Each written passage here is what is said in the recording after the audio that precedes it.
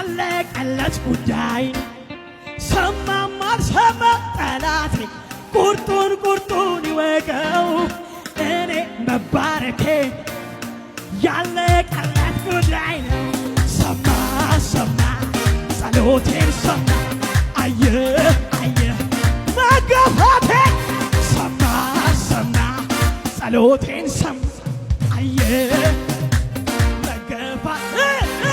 ፍረድልኝ በያልኩት እኔ ፍረድልኝ በያልኩት